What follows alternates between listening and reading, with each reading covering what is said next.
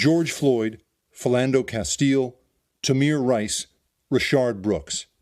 Black men killed by police, cases that outraged America. Today, black men are 2.5 times more likely to be killed by police than are white men.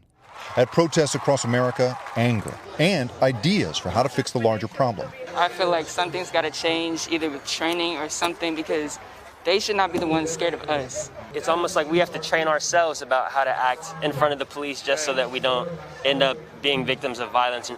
In traffic stops, black and Hispanic drivers are also searched more often than white drivers. The science shows us that all of us have biases baked into our minds. They're part of our most ancient mental programming. And that's why it's so important that all of us, including the police, have to recognize them. As part of an upcoming PBS documentary shot before the pandemic, I met with Stanford sociologist Jennifer Eberhardt and her team, who analyzed police body cam footage. Can you turn the car for me, sir? To help police departments across the country identify and eliminate their biases in the field.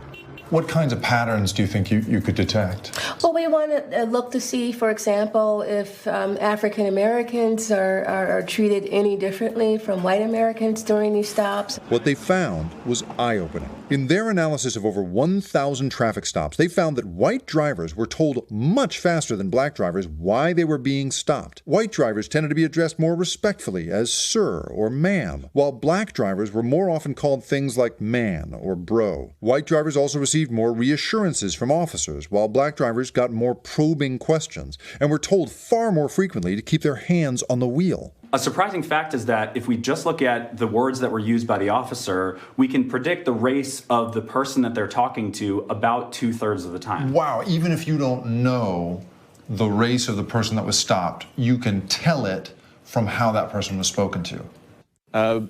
Black person or a white person. The Stanford team is now sharing its findings with police departments across the country and training officers to become more aware of their own biases. We all suffer from that.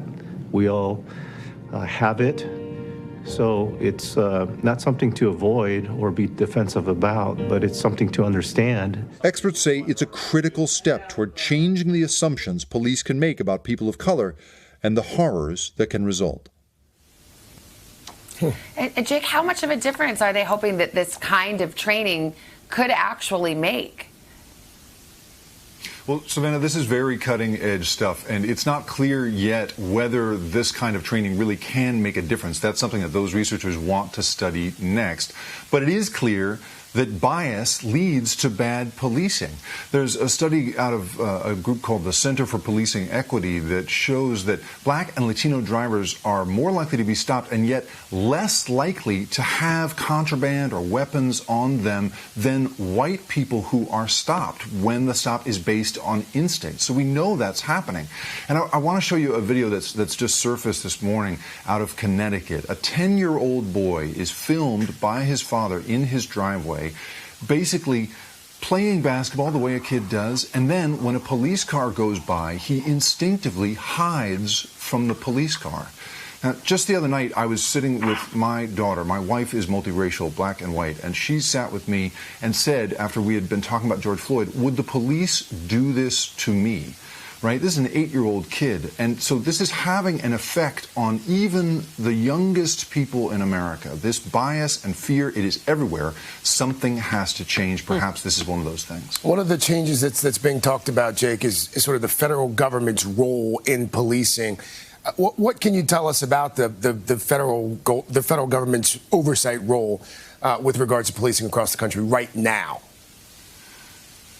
Well, Craig, I think, we are used to there being national standards around almost everything, right? The food we eat, even playgrounds have national guidelines that are applied to their design. Well, policing doesn't work that way. Every single department has its own rules, 18,000 independent agencies. And as a result, the changes that we are all talking about, and I think as a nation are starting to realize may be necessary here, have to be applied one jurisdiction at a time. And so, you guys, we don't even know how many people are in prison in this country right now. That is how fragmented our understanding is. And so that's why experts are saying that some sort of national standard, whether it's bias training or something else, needs to be put into place in this country. Perhaps even a national use of force standard as well.